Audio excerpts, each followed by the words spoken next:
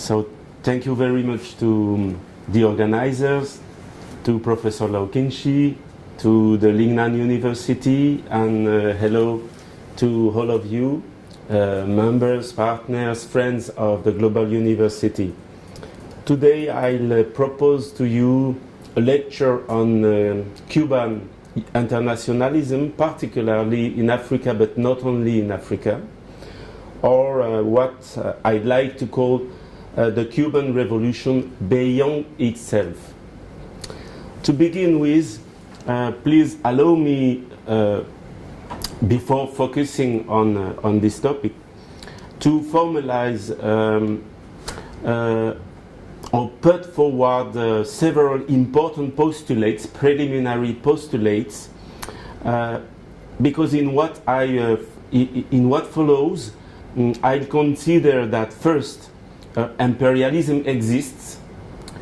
Secondly, that this really existing imperialism, I mean mainly that of the United States, has been trying constantly for more than a century now, and with some successes indeed, to crush almost everything that looks like something like even a minimum progressive advance, even very cautious in Latin America and in the Caribbean. And I will postulate thirdly that this US imperialism, ultimately operated by high finance, that is to say by the most powerful private capital owners at a worldwide scale, this US imperialism implemented by Washington and its state repressive apparatus, with the activity of its secret services, sometimes even supported by the activity of mafias. This US imperialism, with its local relays and its mechanisms of extraterritorial sanction, among which the blockades against Cuba. So this US imperialism, I say, is at war with Cuba. And it's a real but undeclared war against Cuba, and this from the beginning of the revolution. That means from the 1st of January 1959. I prefer to start with such assumptions postulated because they have been experienced even in their flesh by most Latin Americans, at the point to be obvious for most of them, because these facts, because they are facts, because these facts are evidence in the source, but quite generally ignored or forgotten or, let's say, denied by many northern citizens, even to the left class. So from these postulates, rather problematic as we see, because they are not those by which most northern thinkers used to begin their discourses, we can draw three major implications or learn three main lessons. First, anti-imperialism remains the touchstone of any true left-wing program. Secondly, Latin America constitutes an anti-imperialist front of first importance today. And thirdly, Cuba remains a key, or even the key, to understanding the current revolutionary processes underway on this continent since the reactivation of these progressive advances thanks to the Bolivarian Revolution in Venezuela in 1998. Well, since there may be some skeptics, probably not in the network of the Global University, but let's say on internet, it it could exist some skeptics. I just say that I have had the opportunity to calculate on official reports taken from the State Department of Defense of the United States, that by the beginning of the 2010 decade, they would be close to 935,000 US military troops deployed on at least 1,150 military bases registered, officially registered outside the US mainland continental territory. That is concerning the US military personnel as well as the US military bases today, more than the previous historical records of the immediate aftermath of Second World War. And this, not to mention the US allies, I mean the British, the French, and all the other allies of the US in the framework of NATO. NATO members militarily submitting to the US commandment, okay? So it could be enough to consider that my three postulates are well-founded. But anyway, everyone can decide.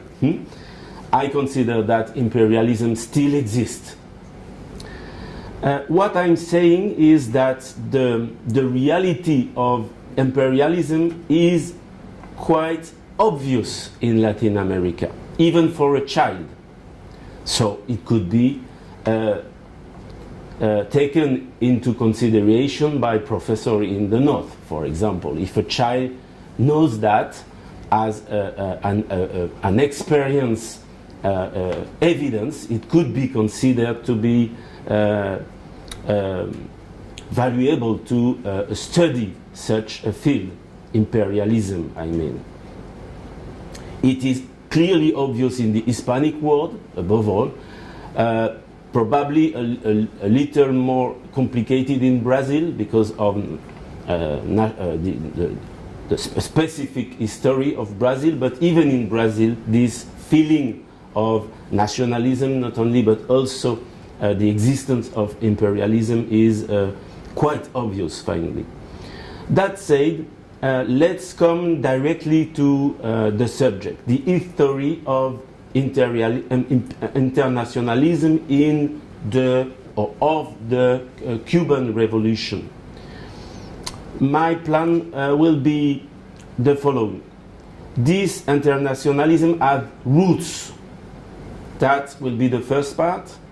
And it has taken over time different forms. Military forms, that will be the second part, and civil ones, that will be the third part, both of which military and civil missions of forms of internationalism filled with the same ethics. This is, to my mind, the good word here, ethics, the same revolutionary ethics. Let's begin with the roots, which first plunged into the general or universal history of internationalism, then into the history of Cuba, the specific history of Cuba, of course, deeply, and thirdly, I will add, with your permission, roots of such an internationalism which also plunge into the relationships between Cuba and the Soviet Union, even if it was not always so easy. Universal internationalism to begin with. Universal internationalism has its own history. When does it begin? I have to say, I'm French, so I will answer perhaps in France.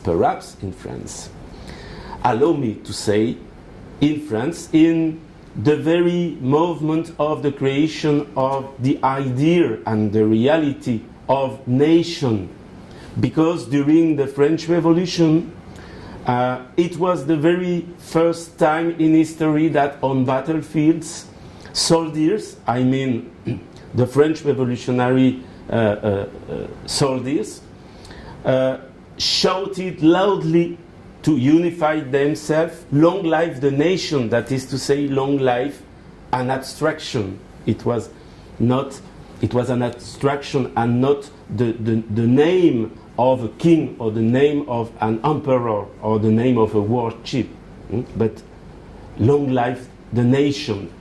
It is said to be the first time in history that could be possible to hear that. I said universal internationalism was born perhaps in France, precisely because at that time many foreigners fought in favor of the French Revolution in the French armies. They decided to fight in favor of a revolution which proclaimed itself to be, this is the expression, the friend and natural ally of free peoples. And it was also a French Revolution which has enabled, for example, the election of to the Assembly of the Convention in 1792 of a Prussian, of a foreigner. He was a Prussian, that is to say, potentially an enemy of France. But the French Revolution accepted him. His name was Claude, Johann Baptiste Claude. He changed his name to Anacharsis in the French history. And he was even president of the Club of Jacobins in 1793, and he voted in favor of the death of the king, Louis XVI. Furthermore, at the same moment, in Haiti, there were also French white Jacobins who fought alongside the former black slaves or in favor of the independence of Haiti in the armies guided by Toussaint Breda Louverture. But not only French Jacobins, but also other white ones coming from many, not so much, but some other European countries.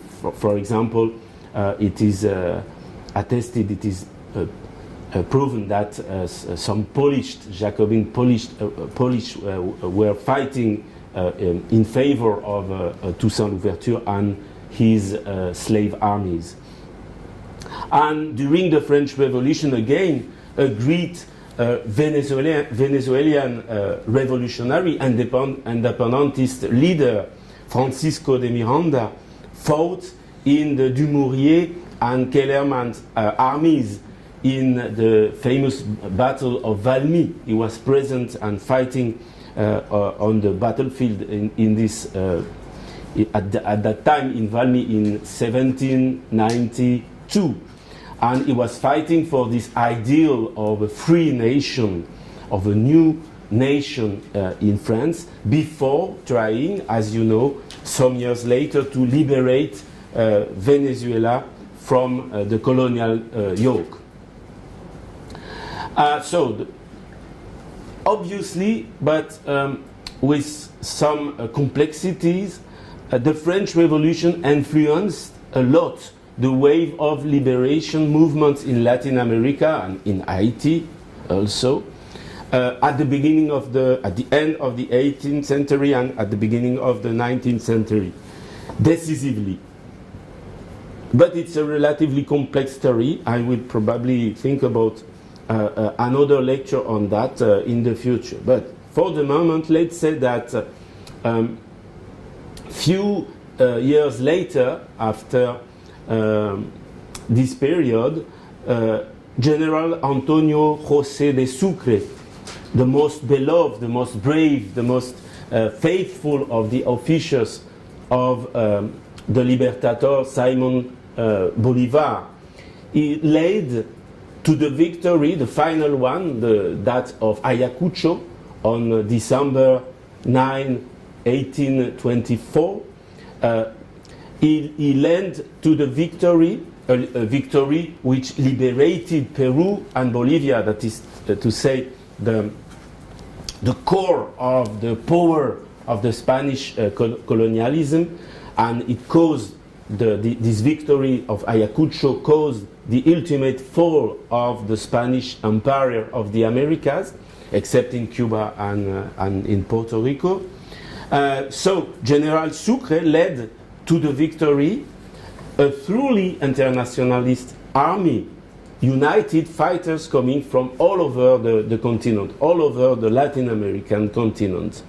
Later, in France again, other internationalists stood in 1871 at the side of the Commune de Paris, of the Commune of Paris, such as the Polish revolutionary Dąbrowski, Jarosław Dąbrowski, who was one of the top military chiefs of the Commune, or also Wróbelski, Valery Wróbelski. So internationalism existed for sure also alongside the Commune of Paris. And then, after the Red October of 1917, just one century ago, there was the Comintern, the Communist International, the Third International, under the impulsion of Lenin and the Russian Bolsheviks, and more precisely, the very first Congress, so important for us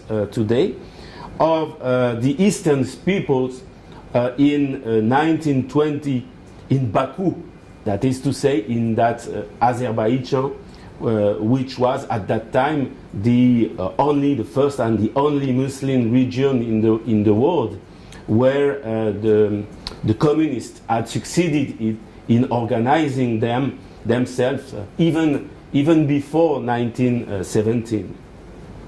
They were after that so important too and wonderful of solidarity, the international brigades in the Spanish Revolution, and at that time some Cubans, probably more than 1,200 Cubans, maybe more, but it's sure for this number.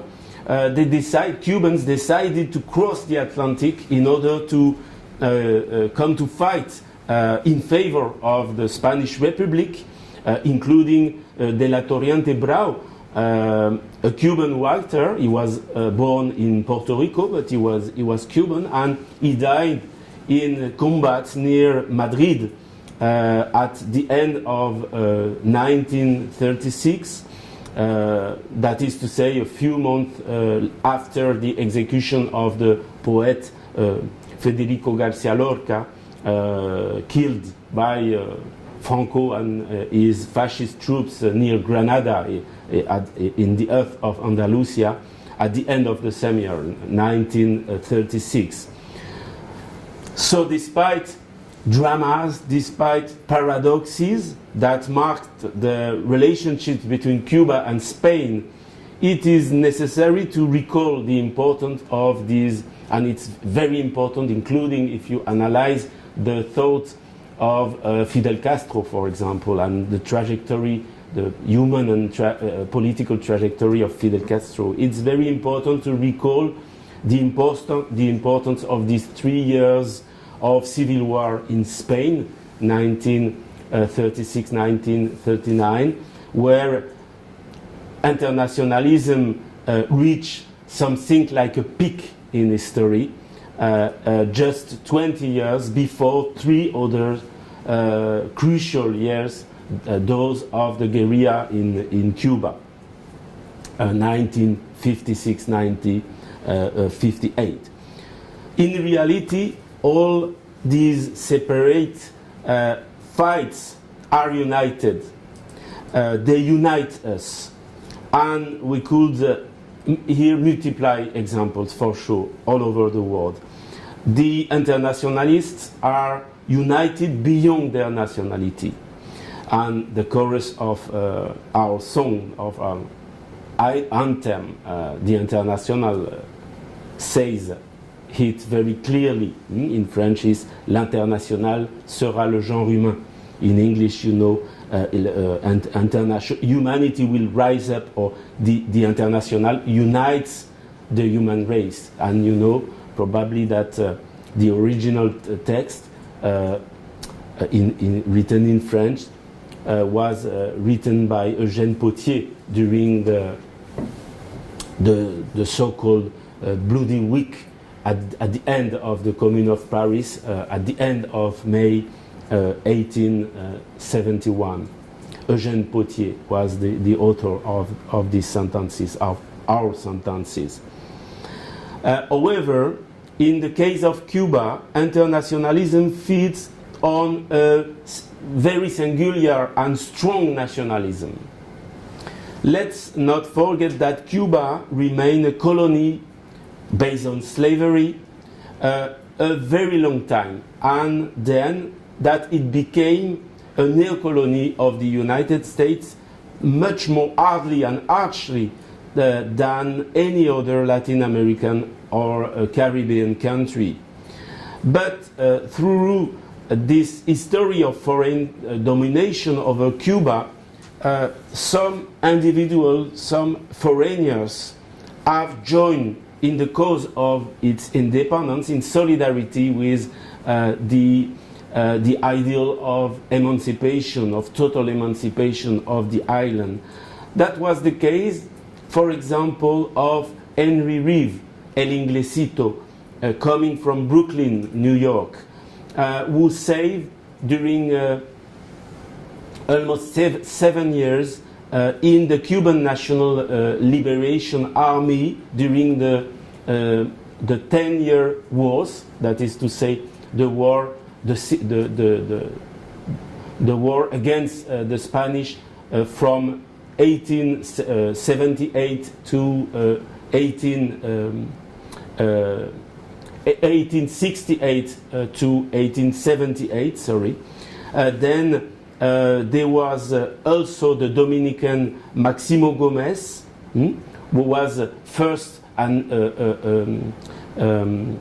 so he was born in the so-called Dominican Republic, and he was first an officer of the Spanish army, but he joined the Céspedes armies during this 10-year war. That is to say, he joined the armies of mainly slaves, revolted in order to, under the commandment of the Céspedes, one of the Cuban heroes of liberation, of national liberation wars. And after, he became general-in-chief of the armies of the Second Liberation War, that is to say, the war beginning in 1895 to 1898. So, Henry Reeve, Maximo Gomez, and of course Che Guevara, the Argentinian and Cuban. He became a Cuban after Ernesto Che Guevara in the guerrilla war until the victory of the Cuban Revolution. You know that it is also the anniversary of Che Guevara's assassination in Bolivia in 1967, just 1 year after the first Tricontinental Conference in La Havana in 1966. And Che Guevara's connection with Cuba before he became a Cuban, which is quite exceptional. This connection of the Che with Cuba was performed in the struggle thanks to Cuban communist internationalists such as Raúl Castro and also Jorge Risquet Valdés, who were themselves fighting at that time when they met Che Guevara. They were all, and Che Guevara was a communist at that time, for sure, from the beginning. He was a communist, like Raúl Castro, the current president of Cuba, and Jorge Risquet and others.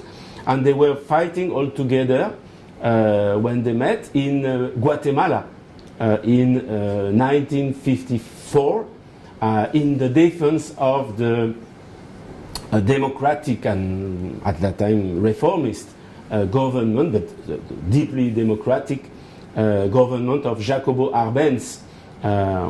So I'm saying that there is here a long chain of mutual solidarities, okay?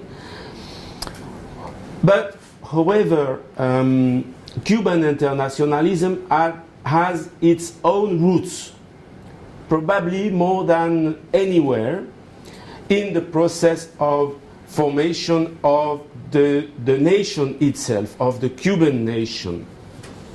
The long historical process through which the ideas of national liberation, disseminated by José Martí, the hero of the independence, of the Second War of Independence of Cuba, ideas of national liberation which have merged with social claims, becoming progressively, gradually socialist, then communist, thanks to the works, thanks to the works of great revolutionaries such as Carlos Baliño or Mella, Julio Antonio Mella, both creating the first communist party in Cuba in the middle of the 1920s.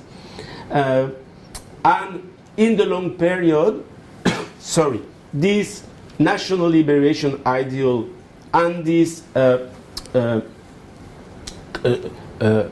communist in process ideal, let's say, claims merge also and above all with the anti-slavery struggles.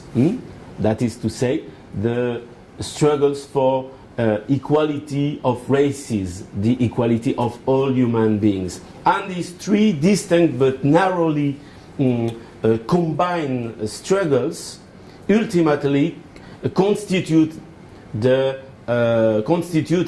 specificity of the Cuban communist project, that is to say, which is a total project of emancipation, both anti-capitalist, that is to say, for socialism, anti-imperialist, that is to say, for national liberation, and also deeply anti-racist, that is to say, for humanity taken as a whole. Okay, these are the three main components of the so-called Cuban communist project. That is to say that in Cuba, the black do not beg for compensation. The revolution is their compensation, or compensation is their revolution. And the revolution began, in fact, much more before 1959. Okay, the Cuban Revolution is, in fact, the historical product of centuries of strong struggles, especially of slave struggles, slave rebellions in Cuba in the wake of Haitians uprising. Okay, I mean that it is known in Cuba that in the 19th century the armies of the independence wars, called Mambises armies, were predominantly black and métis, half-breed. Okay, and one can easily observe that in the eastern part of the island, in the Oriente, the land of all revolts, the land of at the origin of most revolts in the history of Cuba. People have dark skin, very dark skin. Okay, this is very important to understand that, to understand the mentalities of the Cuban people, including the mentality of the of Cuban Blacks, okay? They are fully integrated in the nation because they were part of the historical constitution of the nation, and everybody knows that, okay? It's very important to my mind to understand that. To understand, I mean, the unity, the strong unity of the Cuban people, okay? Blacks are part of a determinant part of this unity, okay?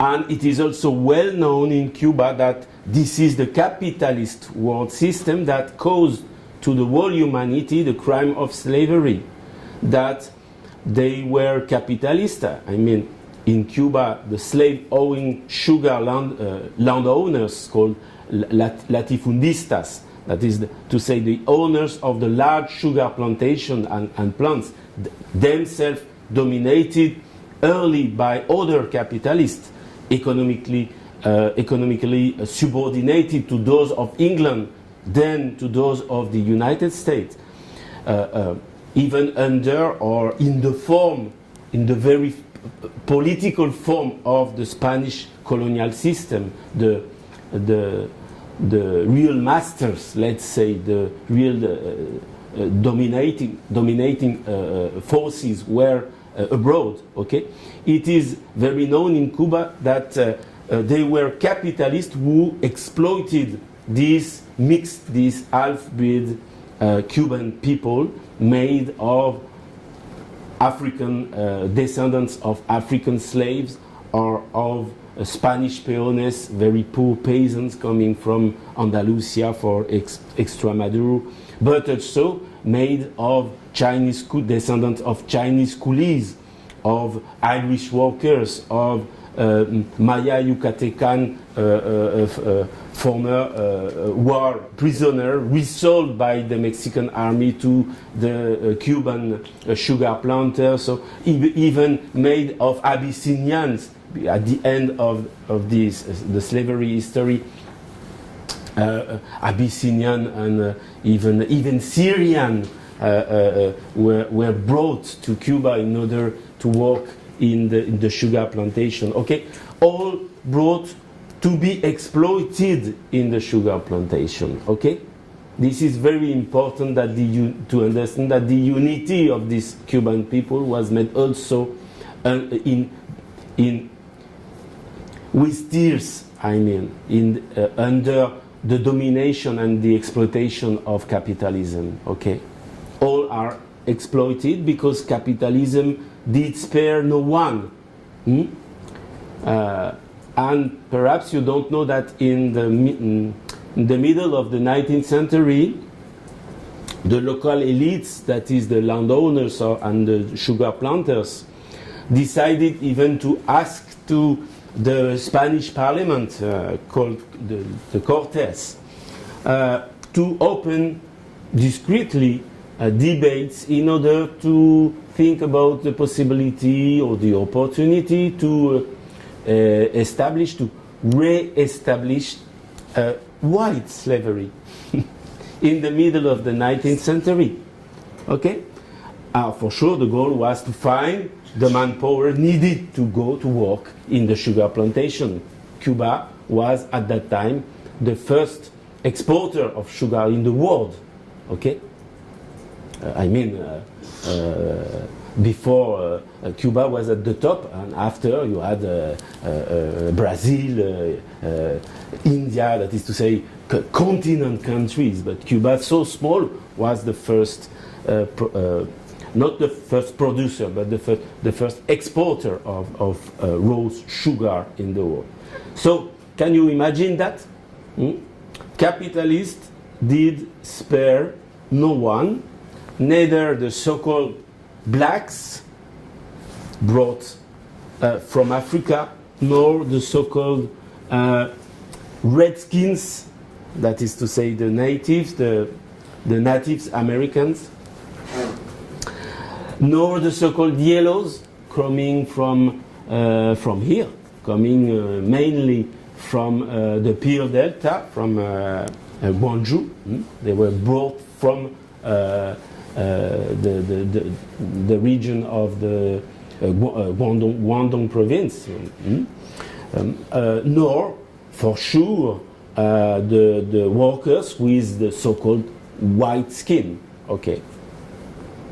Why should it have been otherwise with an exploitation system like capitalism? It is quite logical. So, exploitation was applied to everybody, to all the poor, and this is precisely the reason why we have internationalism, that we have internationalism as our weapon facing worldwide exploitation by capitalism. And it is these people of Cuba, united, who made the revolution and who is still making the revolution. And a very powerful unifying factor of the three struggles I identified at the beginning, this struggle in their three dimensions, in their three components: national liberation, social emancipation, and anti-slavery, or that is to say, anti-capitalist, anti-imperialist, and anti-racist struggles. A unifying factor is the common ethics, the common humanist ethics of the revolution. I will say communist humanist ethics, which is also present for sure, which is at the core of the fusion of these struggles, characterizing of the Cuban communist project. And it is precisely this human ethics of the Cuban Revolution which animates, which unifies the forms historically taken by its internationalism. Will I dare to speak about the USSR after a so enthusiastic and even romantic flight? I have to, whether it pleases or not, I have to tell a word about the Soviet Union, and with it about the Comecon, the CMEA socialist country bloc. Okay, because they have considerably helped Cuba in the past, considerably. And especially at the very beginning of the revolution, of the Cuban Revolution. Not only just at the beginning, but all along this revolutionary process. First, at the military level, by stopping US hegemonism, by stopping the aggressions of the US imperialism, and by guaranteeing to the Cubans militarily a defense protection. This is fundamental to understand that. And this is the Soviet Union which allowed that. So, security, military security for the revolution of the first years, that is to say, in a moment of radicalization of the Cuban Revolution at the beginning, a radicalism characterized by the implementation of the agrarian reform, of the process of nationalization, at the beginning relatively limited or soft, and progressively more massive nationalization, but also during the campaign of literacy. That is to say, in this very sensitive moment of humanization of the Cuban society, allowed by the Cuban Revolution, and at the same moment, the moment of when Cuba broke its dependence with respect to its colonial and neo-colonial past. So there was a huge aid from the USSR, multidimensional aid, military, financial, economic, technical, human even, to Cuba. In fact, not only from the USSR, but also from the whole Soviet bloc, and even from PRC, okay, from China, by taking the form of zero interest rate credits, for example, at that time. And this allowed to bring a relatively well-being for all Cuban citizens until the end of the 1980s, okay? I'm saying that it was not socialism which caused the shortages of the 1990s in Cuba. It was not socialism which caused all the problems encountered by Cuba in the 1990s, but the fall of the Soviet Union. It's not the same thing, and it's quite important to understand that. Actually, socialism has brought a certain abundance before the collapse of the Soviet Union. This is absolutely the truth. The Cubans had almost everything, including concerning consumption, almost everything in the 1980s, that is to say before the 1990-1991 collapse of the USSR. This is simply the truth, but generally we forget that. Life was very, very good in Cuba before the collapse of the Soviet Union. And it was thanks to socialism, the Cuban socialism, with the help of the Soviet Union. Of course, this Soviet support didn't go without causing problems, economic problems in particular, and it has not gone without leading to ideological difficulties or disagreements. That's absolutely clear too. Nevertheless, that does not make Cuba a reflection or an extension of Sovietism in the Caribbean, okay? And Cuban internationalism provides precisely the proof of that, because the fact is that the Soviets, who were very often behind such imperialism, such internationalism, of course, this Soviet support did not go without causing economic problems, and it has not gone without leading to ideological difficulties or disagreements. But that does not make Cuba a reflection or an extension of Sovietism in the Caribbean. And precisely, the Cuban internationalism provides the proof of this, because the fact is that the Soviets were behind such internationalism by supporting materially this Cuban internationalism, but by doing it reluctantly, let's say, often doing things against the earth, but in fact still doing things. But by sending weapons, especially heavy weapons, but at the same time, thanks to this Cuban internationalism, the Soviets had the opportunity to find in this internationalism the very sense of their commitment to the outside world. This is another fact.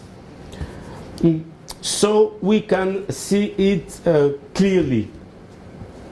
The Cuban Revolution was somehow called out of its borders because precisely of this Métis heritage, because of its mixed origins, because of the ideological inspiration of its own liberation movement. Remember the words of José Martí, Patria es humanidad, which means the homeland is humanity, because also of the force and the force of attraction and the force of integration of this revolution, this Cuban Revolution, and also because in front of US imperialism, the Soviet Union was existing at that time, and also the Maoist People's Republic of China too. And probably you know that Cuba was the last socialist country to believe in the possibility to reunify the USSR and PRC. And Cuba, till the end, for sure in vain, tried to reconcile the Soviet Union and the People's Republic of China, especially with the activity of the Cuban diplomats here in Beijing, more precisely. But at the same time, the Cubans realized that Vietnam, bombard Vietnam, at that time had to fight, let's say, not alone for sure, but without a common response of the communist countries. That is to say, without a coordinated and solidary alliance between the USSR and the PRC. That is to say, the world largest country, communist, and the world's most populous country, communist too. And it was quite difficult to accept for the Cuban leadership of the revolution. It was very difficult to accept this division, the fact that history made that USSR and PRC were divided.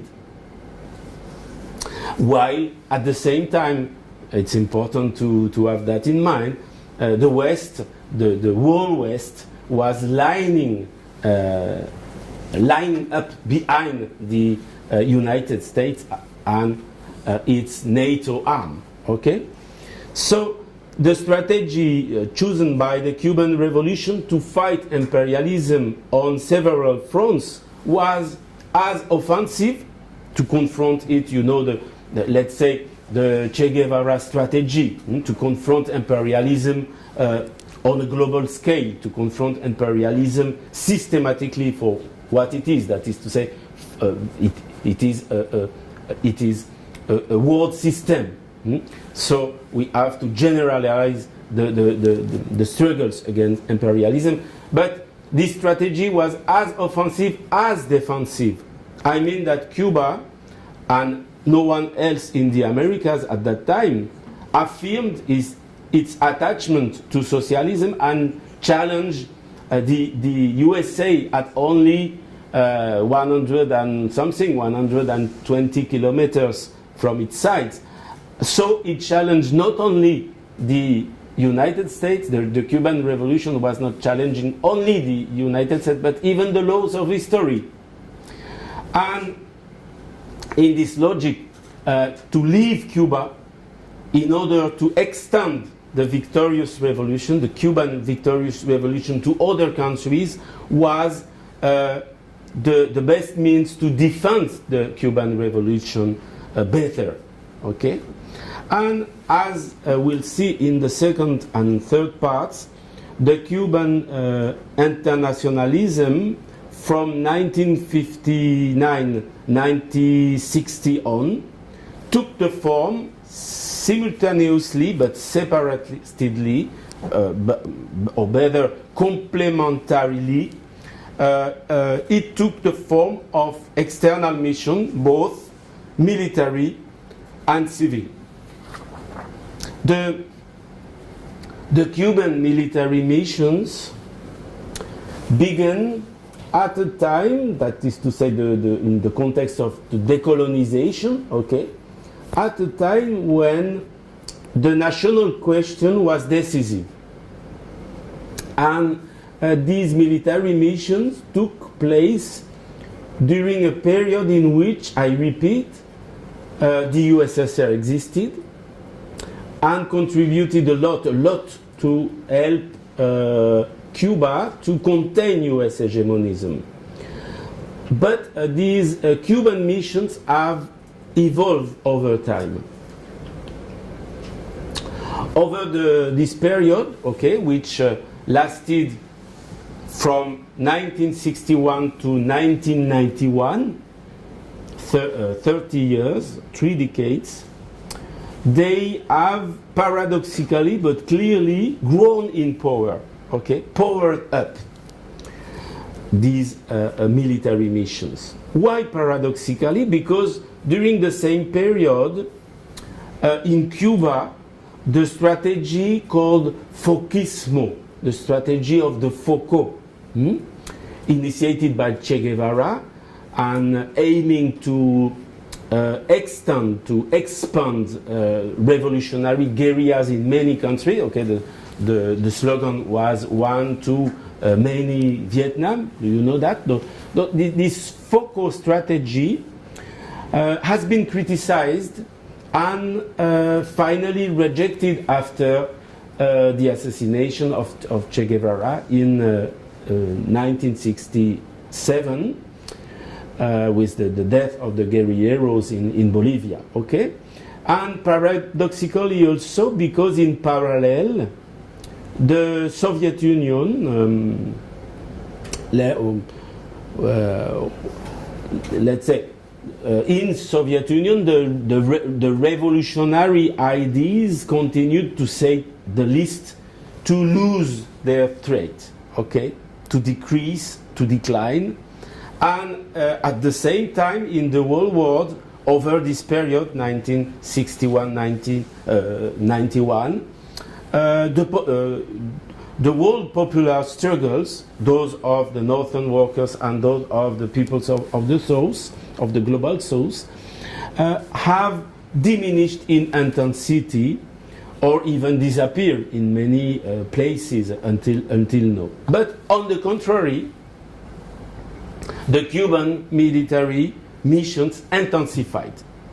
So it's a very curious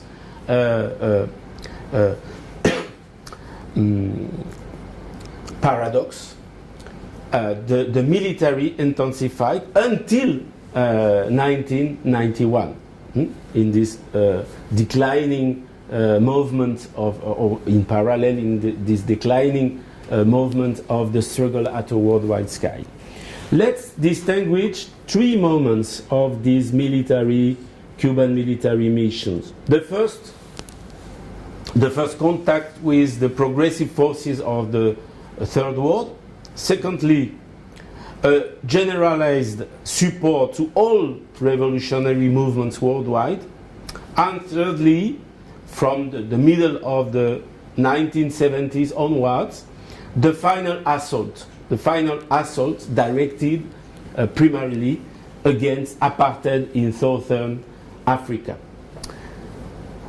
At the beginning, as early as 1959, that is to say the moment of Che Guevara and Raúl Castro tour over the world, particularly in Africa, but not only in Africa, they were political contacts established with the progressive forces of the South, and it began with Gamal Abdel Nasser in Egypt, just after the crisis of the Suez Canal. Okay, and at that time, Egypt was the only country, the only African country where Cuba had a diplomatic representation, a small one, but this was the only country with a Cuban diplomatic representation before 1959. The Cuban Revolution did not have much at that time, but it still found itself sending aid to other countries. In the early times, to Chile after the 1961 earthquake. That is to say that Cuba sent aid to civil aid, for sure, at the very beginning, to a people or to citizens of the Chilean government of Jorge Alessandri. Jorge Alessandri was one of the most hostile leader in Latin America to the Cuban Revolution. Okay, that is to say that Cuba decided from the very beginning to assist all other people when needed, even if their leaders, their political leaders, were known to be open enemies of the Cuban Revolution. And this was a choice made by the Cuban from the beginning. The very first African country to receive Cuban solidarity was Algeria. President Ahmed Ben Bella's Algeria, through a Cuban military aid brought to the FLN, to the National Liberation Front of Algeria, with the shipment of a boat loaded with arms in 1961, and then in 1963 with the dispatch of some 650 soldiers, Cuban soldiers, as troops of dissuasion during the War of the Sons against Morocco, against the sudden incursion of Morocco into the Algerian territory. And mixed with this military aid, medical aid also came with the arrival of the very first Cuban doctors in Algeria, and the simultaneous reception in Cuba of Algerian orphans of the war, of Algerian wounded by the War of National Liberation in Algeria, whom President Ben Bella will later go to look for in Havana.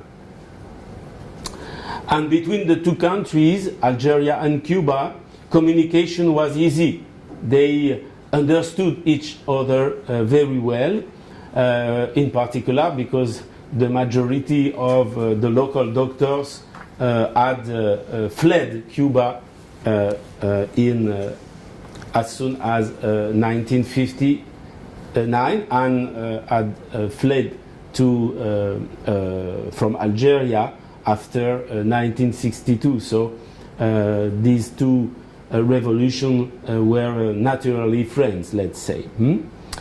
The first African medical students coming from Guinea-Conakry, also arrived in Cuba in 1961.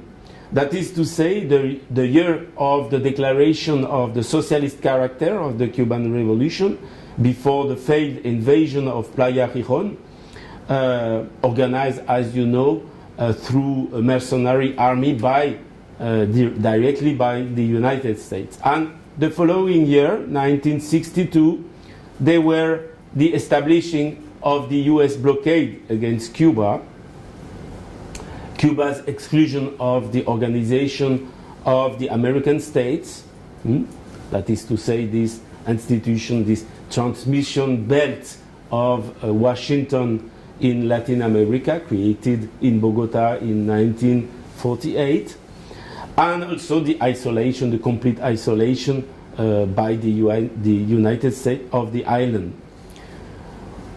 Why that? Because the revolution, in order to get land, to get health, to get education and dignity for all the Cubans, had to overthrow capitalism and its evils. I mean, all the rottenness that goes with capitalism: mafia, corruption, prostitution, labor, child misery of the people, and submission of the government to imperialism. Okay, and it was at this precise moment of serious vulnerability of the defense of the revolution, thus also this moment of rapprochement to the USSR, that the leadership of the Cuban Revolution made a fundamental choice to extend its support abroad, to massively generalize its aid, mainly military aid, but also civil aid. Aid towards Latin America and the Caribbean in order, in this first step, to generalize the guerrillas, okay? Especially in Central America, but not only, in Venezuela too, in Peru, in Argentina, in the Caribbean, in Dominican Republic in particular, but in many other places, okay? And then when, or after the successive crushing of these guerrillas, the Cubans decided to orientate their military aid to Africa. It is important to say also that for sure Cuba proposed at that time its aid to Vietnam. And I mean its military aid with several hundred thousands volunteers, Cuban volunteers, ready to go to fight with arms alongside the communist Vietnamese.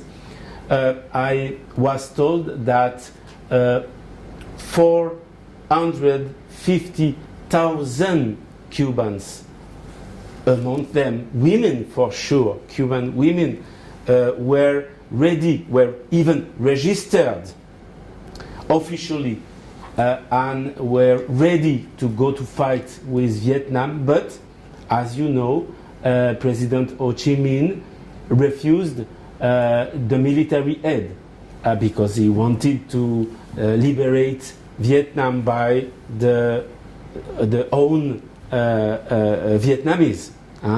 But for sure, Vietnam accepted the civil aid from Cuba, and many thousands of Cubans were there in order to help in the civilian sectors. Okay. So this is now the second time the generalization of the Cuban support to revolutionary movements. Cuba fought, among others, alongside the Lumumbist Congolese national movement. This after, for sure, after Patrice Lumumba's assassination. It was in 1961, with the arrival of the so-called first column of Che Guevara, with the arrival of this column in Congo Leopoldville at the end of April 1965, after having crossed through the new Tanzania of Julius Nyerere. So this first column was the vanguard. It was composed with 14 Cuban guerrilleros, soon joined by 100 others, and then with the arrival of the second column of Che Guevara, called Patrice Lumumba Battalion, which counted around 300 men, led by Jorge Risquet, the same Jorge Risquet Valdez who met the Che Guevara in Guatemala in 1954. So this second column was composed with Cuban soldiers landed on the other side of the continent, that is to say, this time by Congo-Brazzaville, okay, by the harbors of Pointe-Noire. I don't know how do you say that in English, but it's Pointe-Noire.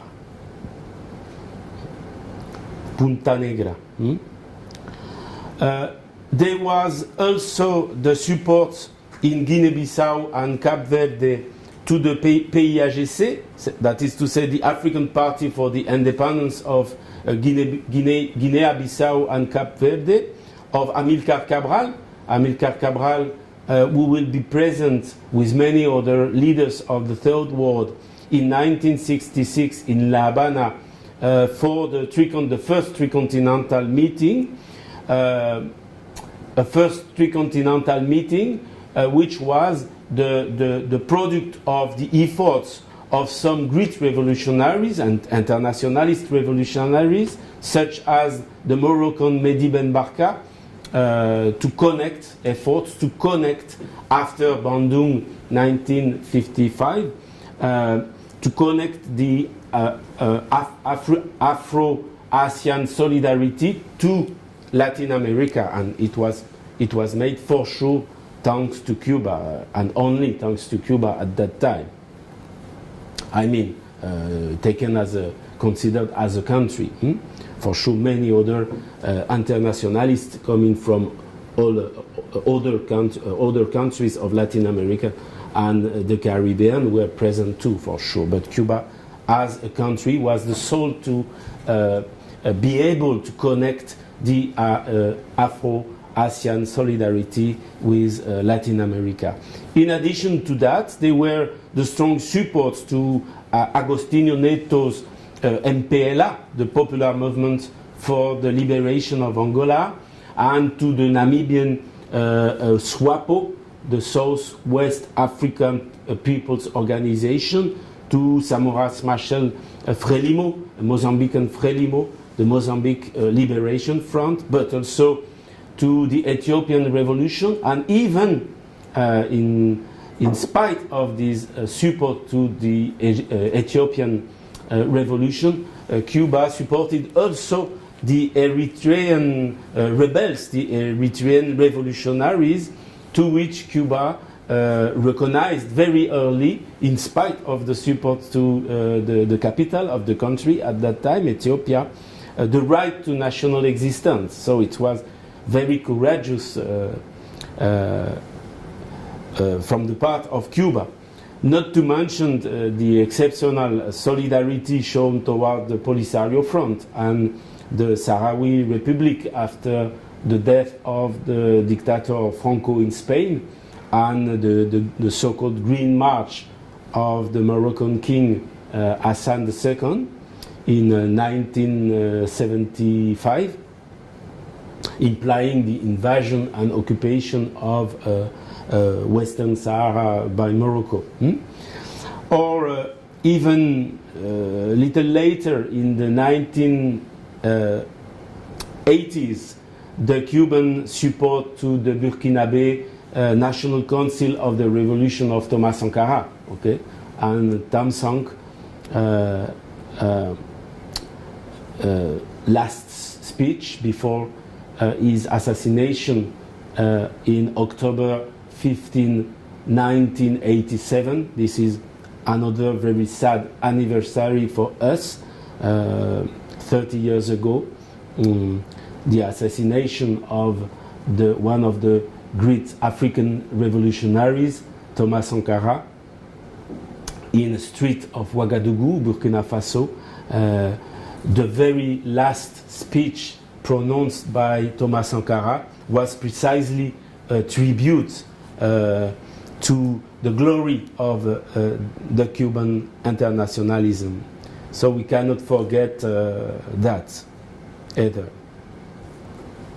Well, at the same time, many revolutionary or only progressive governments, parties, leaders, individuals were crushed in the world by the agents of the White House and its allies, even in France, even under de Gaulle presidency. Remember that one of the top organizers of the Tricontinental meeting, Mehdi Ben Barka, disappeared in October the 29th of 1965 in Paris. Mehdi Ben Barka was assassinated in France.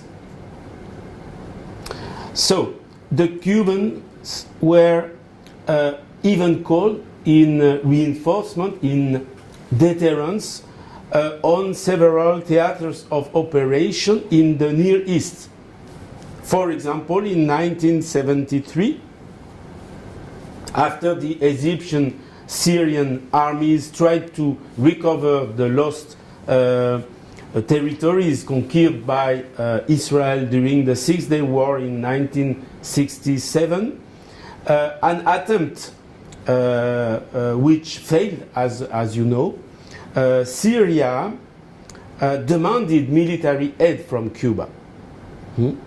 And perhaps you know that Israel is the only country to vote in the United Nations without discontinuity since 1992 with the United States against the lifting of the blockade, the US blockade against Cuba. So shame for this country, and at the same time many thanks to the Israeli comrades who are fighting courageously today for lifting this blockade.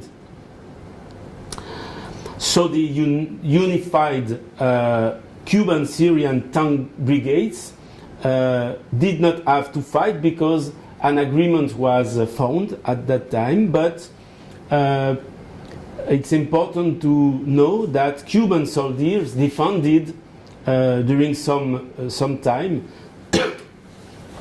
the Golan slopes going to Damascus in order to stop the advance of Tzahal, of the Israeli Defense Forces.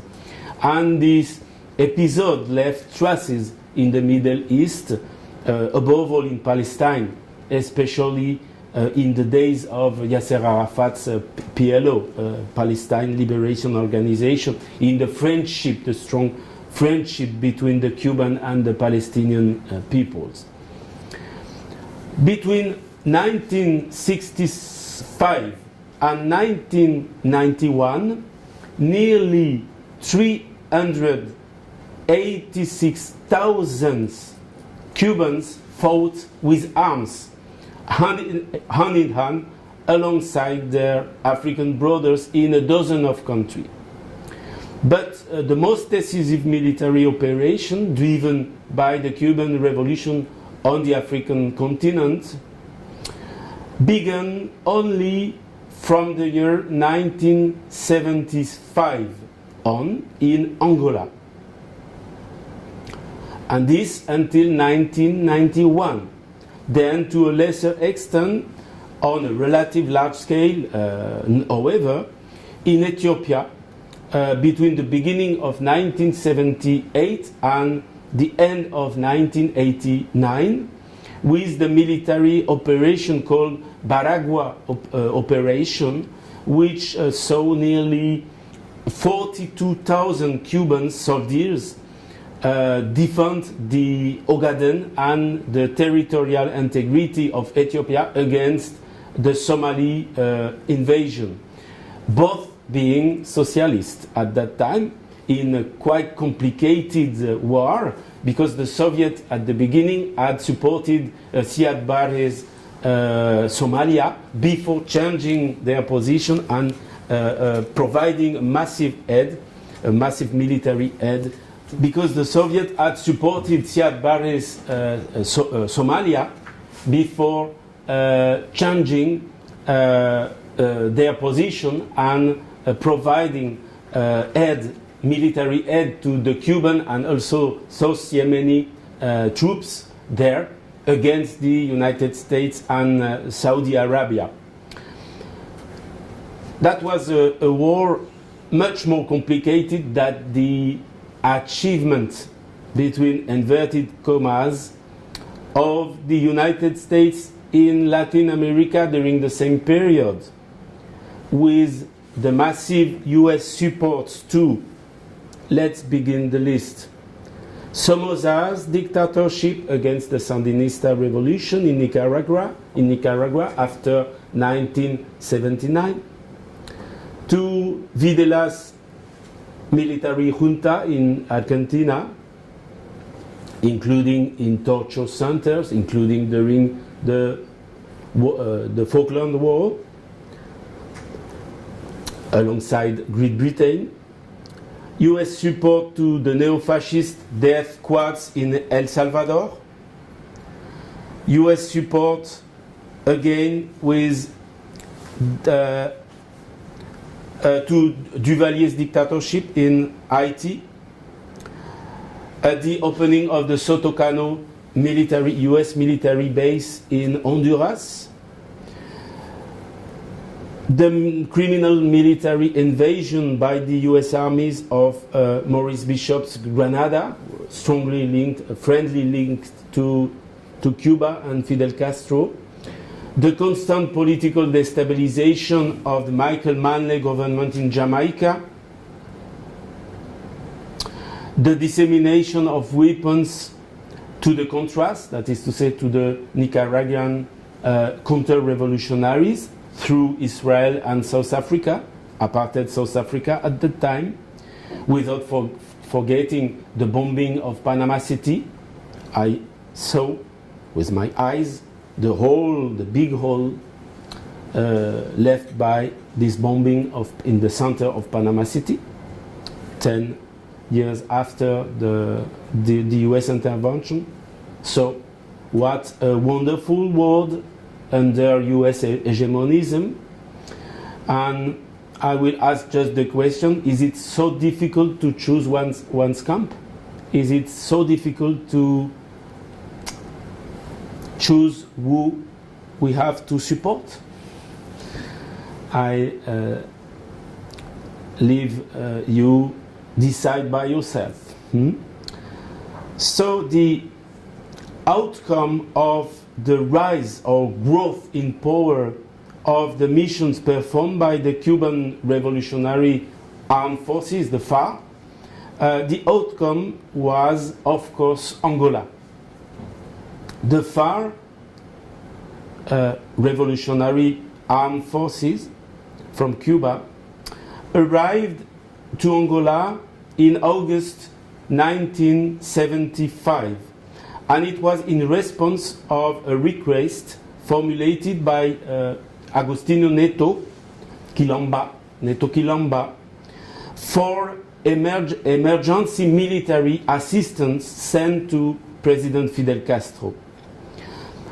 That was then just 1 year after the fall of fascism and Salazar's Novo Estado Novo in Portugal, and the Carnation Revolution. But at that time, Angola's independence was threatened by various armed forces hostile to NATO's MPLA. These military forces were first, the apartheid South African army, that is to say the most powerful army on the African continent at that time, and number one ally of US imperialism on the continent. Secondly, the Zairian army, pro-US, pro-West army of Mobutu Sese Seko, okay? Joseph Désiré Mobutu from Zaire, the soon Zaire. Mobutu with its white mercenaries, murderers of Patrice Lumumba. And finally, thirdly, the local counter-revolutionary ethnic-based allies in Angola. First, the UNITA, the National Union for the Total Independence of Angola, of the war chief Jonas Savimbi, the FNLA of Olden Roberto, the National Front for the Liberation of Angola, and finally the so-called FLEC, ghostly front of liberation of the Cabinda enclave. Okay, that was the three local counter-revolutionary forces against the revolution in Angola. Because the Cubans first intervened in Cabinda, that is to say, in that Angolan enclave, all enclaved, separated from the rest of the Angolan country territory by the Congo River and a thin strip of land of Congo-Kinshasa, okay? And this was in November 1975, okay?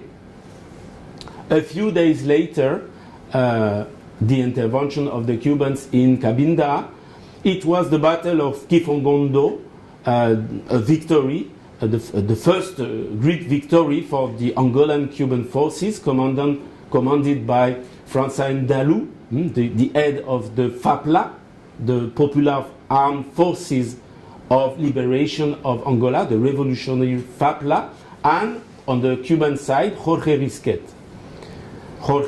Valdez. And this prevented the FNLA troops at 30 kilometers in the northeast of the capital to march on Luanda, okay? And doing so, obliging Olden Roberto to go into exile to France. So where the government decided at that time to mobilize its ideals, not in the continuity of the French Revolution, but at the service of the support to apartheid. What a shame, but it's like that. Well, the Cubans fought, and the Soviets sent weapons, armored, rocket launchers, MiG, and all that, okay? The very first South African military defeats were recorded from December 1975 on in Ebo, on the road to Luanda, then in Katofe, where white South African soldiers were taken prisoner for the first time. Other numerous victories have followed, such as in Medunda in the south, on the 1st of January 1976, then 3 days later in the north, in Uige, with more than 1,000 prisoners, plus some mercenaries taken by the Angolan Cuban armies. After they was a stop, an interruption during some months, and the fighting resumed in 1983 against the UNITA, this time, mainly against the UNITA and the South African apartheid army, for sure. UNITA pushed back to Kagamba in the southeast, then along the coast in Novo Redondo, which is today Zumbe. Okay, sorry for those who think that it's too long, but our textbook of history generally do not say anything about these battles, which are so many common Angolan-Cuban battles. So I believe it's quite important to have just an overview of this history, very important history. Very important because finally it was the Battle of Cuito-Cuanavale, the largest military battle in Africa since the Second World War. It was 6 months of fighting until March 1988, a huge battle opposing 20,000 Angolans and 5,000 Cubans commanded by General Sintra Frias. At that time there were more than 50,000 Cuban soldiers present on the Angolan territory, and this revolutionary bloc opposed to fighting to their adversaries of apartheid South Africa, 7,000 men, well equipped with long-range artillery, with combat aircraft and so on, okay, and a troop of Savimbi's UNITA,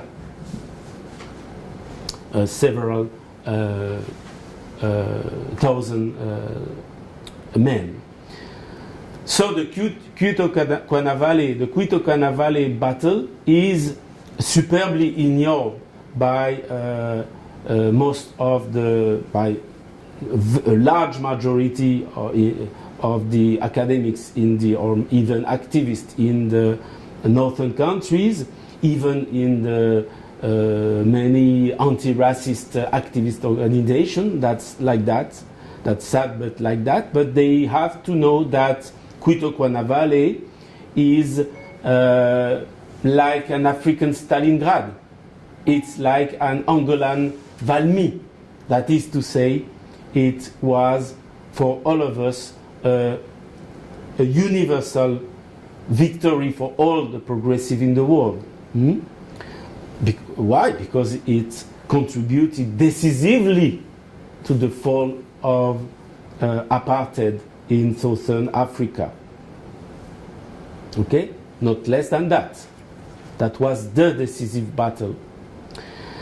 And this probably more efficiently than the beautiful and complementary, for sure, songs of the great Wembley concert in 1989. I believe it was in 1989, the famous concert organized for the liberation of Nelson Mandela, who was then still in jail. Probably you saw this concert with Fiuma Sakela, with Miriam Makeba, with Paul Simon. So I love them. We all love these singers, but I want to tell to the young people who are seeing us today, I want to tell them, all these young people who love music and who hate racism, listen to me. At that time, the Cubans were on the battlefields. Okay, they were, as to them, fighting with arms against apartheid alongside their African brothers. So don't forget it, never.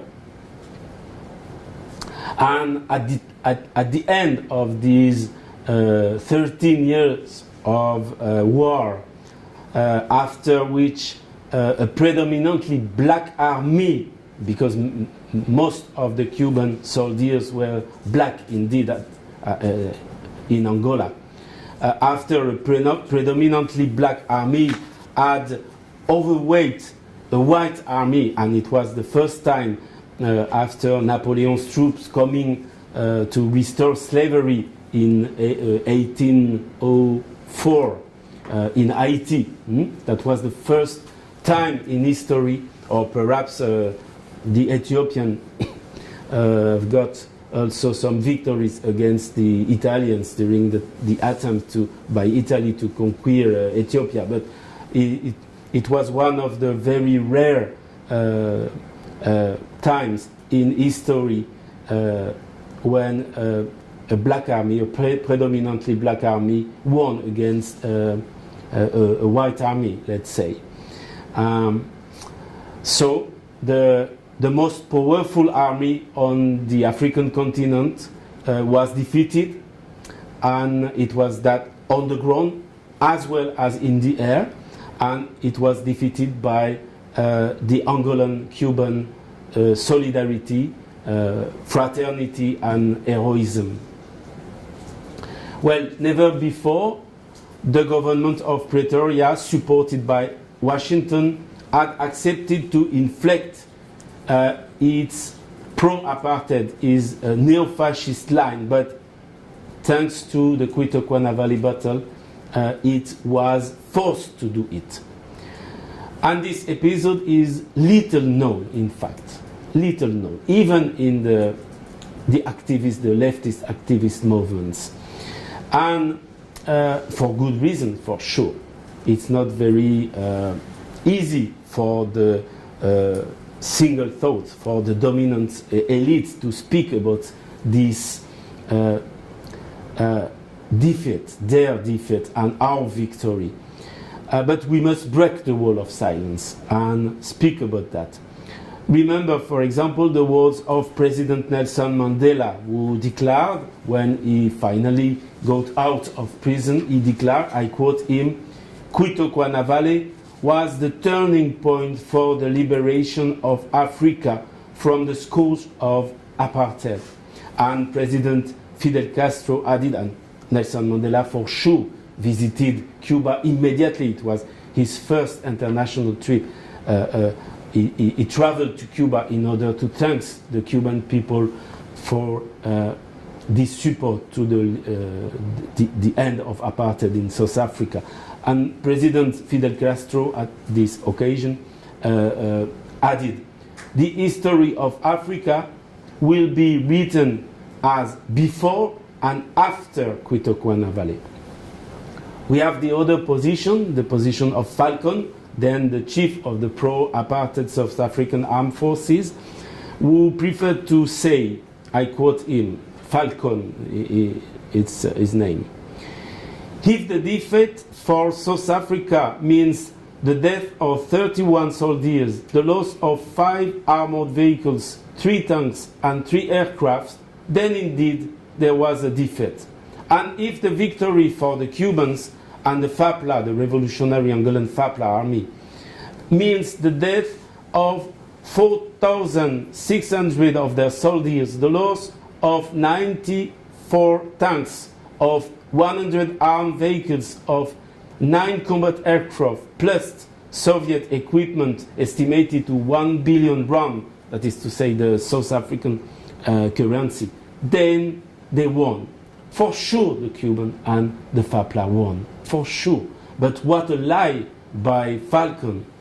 Anyway, perhaps the chief of the apartheid army didn't know that there were much more Soviet victims than fascist ones during the Battle of Stalingrad, but that Stalingrad was a fascist defeat and a Soviet victory, or more exactly, a victory for all of us, for humanity, just like Quito Cuanavale was another one, another victory for all of us.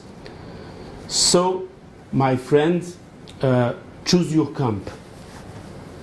Hitler and communism are not the same. I say that for all the young people who are asked to learn on their textbooks that fascism and communism are the same thing. No, no, not at all. This is not the same thing. So we have to resist, and to resist again, including against these lies, in order to defend our history and our victories. In South Africa, in the Freedom Park of Pretoria, you have the Sikumbuto Wall.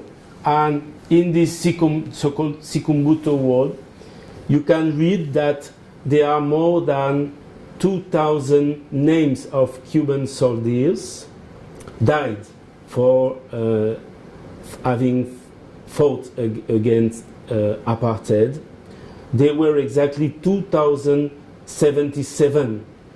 And Fidel Castro once said that from Africa, Cuba only brought back their remains, that is to say, the remains of the Cuban soldier who died there.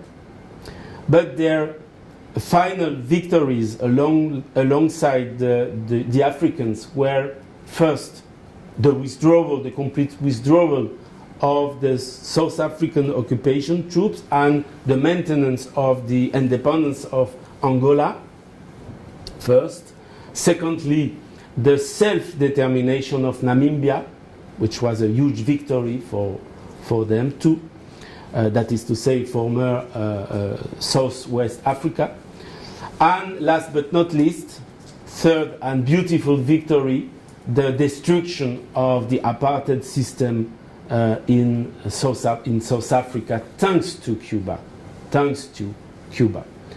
As a consequence, it is neither excessive nor contradictory to argue that ethical principles have animated these Cuban missions, moral principles, humanistic principles located at the antipodes of cynicism, principles which are the ideals of our internationalism itself. Unfortunately, the fact is that the moribund USSR held until 1991, when the Cubans withdrew from Africa definitively.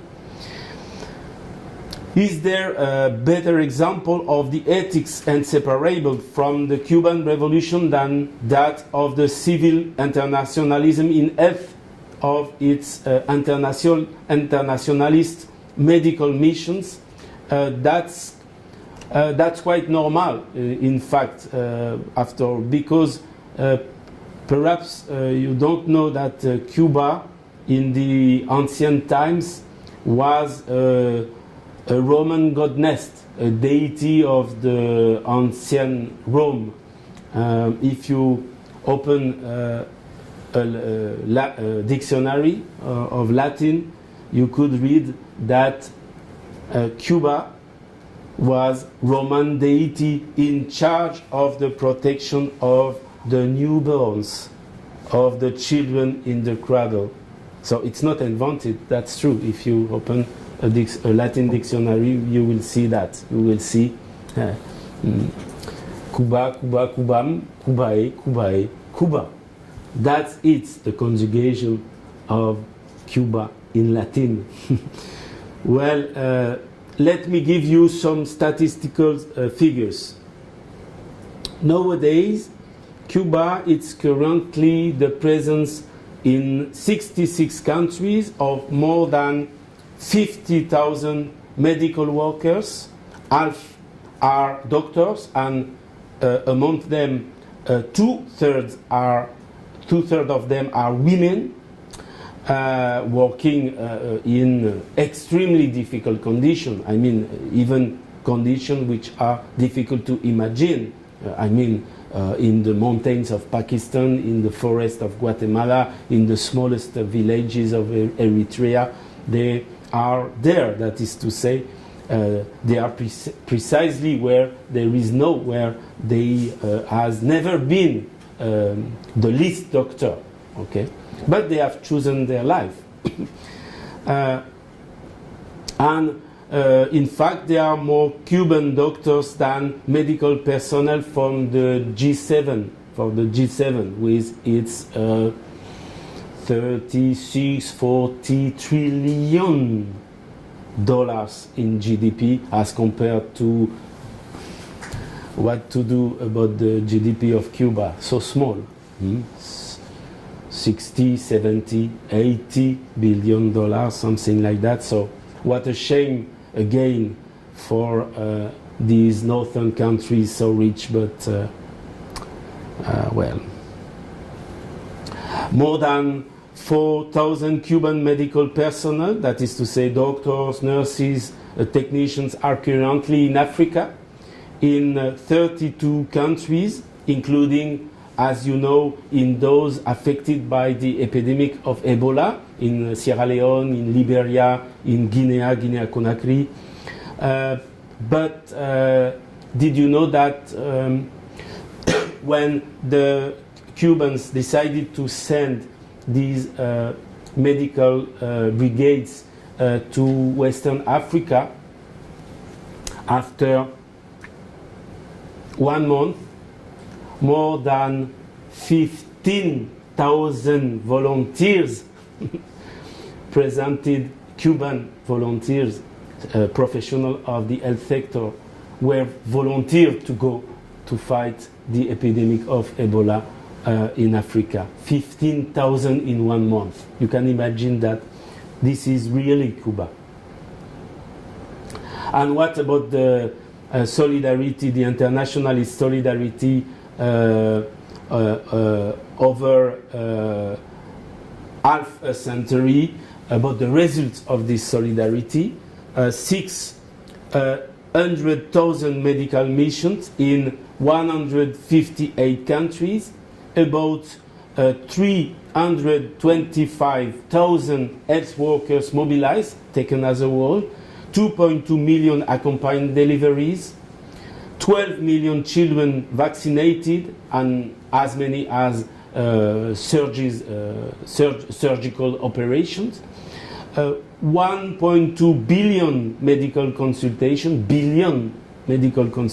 and so on. So one can easily imagine that the result of, very probably the result of all that was that human lives had to be saved, very probably. And 40,000 foreign young graduates by the Cuban medical schools since 1961, originated from more than 45 different countries, including the USA, and for sure, completely free. All that completely free. And don't forget that all that was completely free, that is to say, paid by the Cuban government, which is under blockade. That is to say that the Cubans offered scholarships to US citizens, young citizens, in order to come to Cuba, in order to study medicine, to make their medical studies, paid by the government of Cuba under the US blockade. This is the logic you have to understand. Consequently, where is good? Where is evil? Where is dictatorship? Where is democracy? Where is humanity? Where are human rights? Where is human dignity? I have my answer, but is it necessary to tell you the answer? You can do it by yourself, okay? And we would have also be able to talk about the Latin American School of Medicine, which is called the ELAM in La Habana, with numerous students coming from all over the world in order to be trained there. Or also we could speak about the Milagro mission, that Milagro means miracle, mission consisting in organizing the surgery totally free, for sure, paid by the Cuban Revolution, of tens of thousands of patients with cataract in eyes. And also we have to be able to speak about the Barrio Adentro mission in Venezuela, mainly performed by almost exclusively performed by Cuban doctors in Venezuela. That is to say, a mission of health within the district, within the neighborhood. I mean, almost performed by Cubans, because at the beginning the liberal doctors in Venezuela were very hostile to the presence of the Cubans there. It was, let's say, an unfair competition because the Cubans are giving their treatments, their medical treatments freely, so it was unfair. But progressively, young Venezuelan doctors trained in the ELAM, in the School of Medicine in La Habana, joined the revolutionary Cuban medical brigades, and it's reinforced, it strengthened the mission. So it is a wonderful mission, probably the strongest put in practice by the Bolivarian Revolution, with between 30,000 to 40,000 Cuban doctors there. Or we would have been able to talk also about the very last Cuban medical brigades, which are now working in Papua New Guinea, in the mountains there, in the islands of Papua New Guinea, or even in Qatar. You have Cubans doctor even in Qatar, but I believe that it's sufficient. You have a sufficient number of examples. So I told you that what are at the foundation of all these missions are deep ethical, moral principles, because a lot of such ethical and moral principles are needed to reach a consensus within the Cuban population in order to accept to send so many doctors, so many technicians all over the world. The Cuban people is probably the one who longer and stronger than any other have shown its support to its leaderships, its revolutionary leadership, the leaders of the revolution.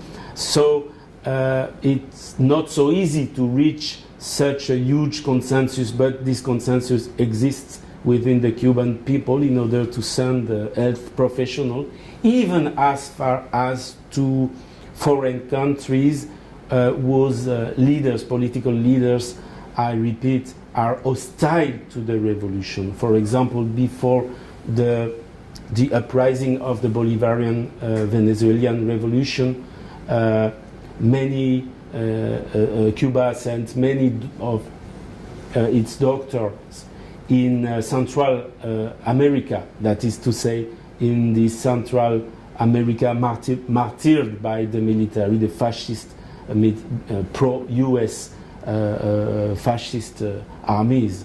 Okay, so it's not so easy to understand that, how you can send your doctors in order to help people whose government is against your revolution, your own revolution.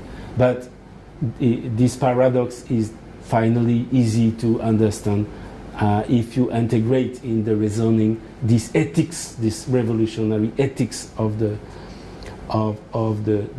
Cuban history, recent history. For sure, I'm finishing.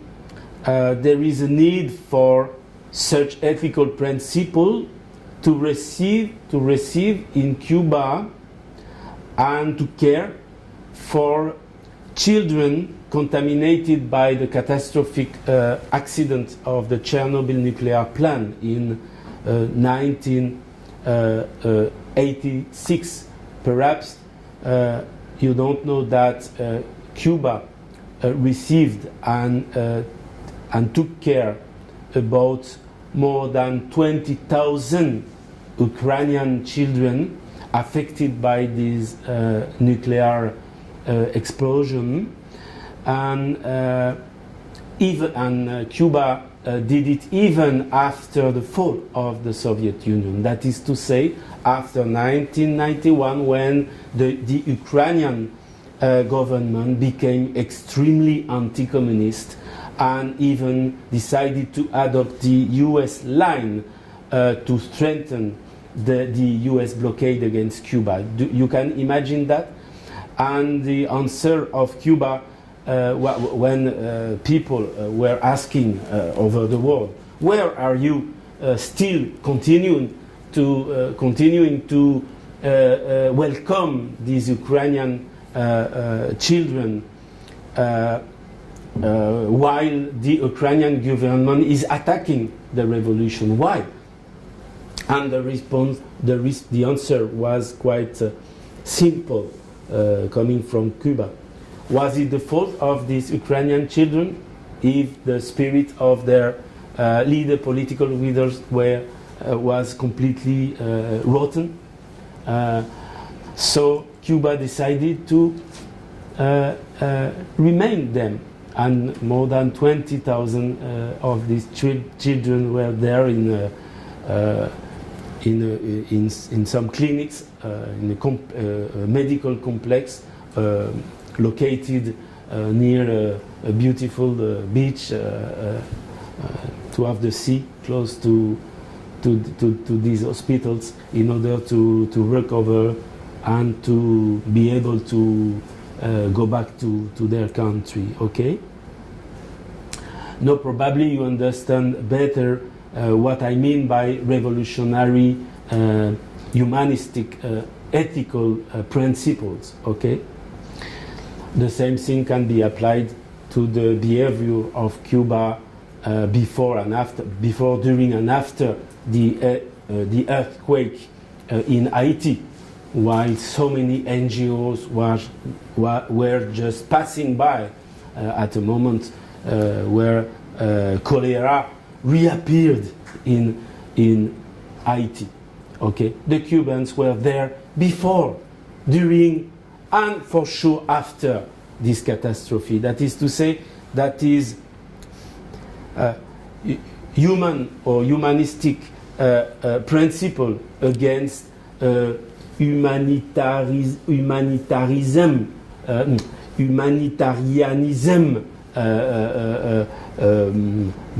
market capitalist principle. Okay, no, this is another logic. Okay, completely opposed to this marketized capitalist vision of humanitarianism. So, of course, I will finish with that. Wonderful, or not so wonderful in fact, but you will see event happened in the relationship between Cuba and Brazil. This was before Lula's mandate, that is to say it was in the 1990s. They were epidemics of meningitis, and especially in the Nordeste region of Brazil, and Cuba decided to send meningitis vaccines to Brazil. At the beginning, they signed an agreement in order for Brazil to import these Cuban vaccines.